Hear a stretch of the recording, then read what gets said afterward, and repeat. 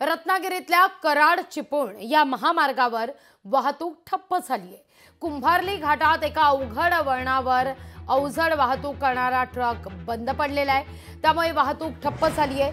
गेल्या 2 तासांपासून महामार्गावरील वाहतूक ठप्पच आहे। घाटात वाहनांच्या लांबच लांब रांगा देखील लागल्याचं पाहायला मिळतंय। कराड चिपळूण महामार्गावरील वाहतूक ही ठप्प झालेली आहे। कुंभार्ली घाटातली ही दृश्य आपण पाहतोय।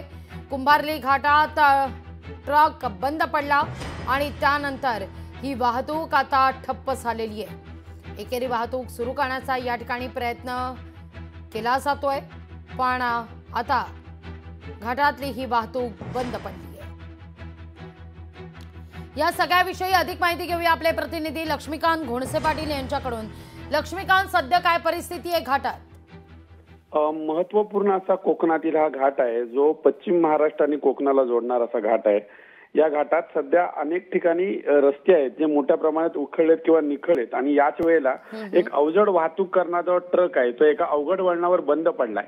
आणि एकेरी वाहतूक मध्यंतरीच्या रात्री ठीक होती, मध्यरात्री मात्र 4च्या दरम्यान पुन्हा त्याच ट्रक शेजारी एक ट्रक बंद पडला आणि वाहतूक पूर्णतः ठप्प झाली। पहाटे 4 वाजल्यापासून ही परिस्थिती आहे। सकाळी ज्या वेळेला स्थानिक नागरिकांना आणि पोलिसांना कळलं, आता पोलीस घटनास्थळी पोहोचत आहेत, वाहतूक पूर्वत करण्याचं काम सुरू आहे। मात्र 2 तास झाली तरी वाहतूक ठप्प झाली। ही प्रशासनाला न कळल्यामुळे अनेक वाहन चालकांमधून नाराजीने संताप व्यक्त केला जातोय।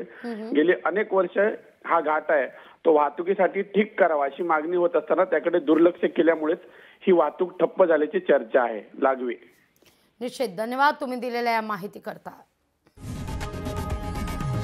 लोकशाही मराठी ऐका, पहा, जागरूक रहा।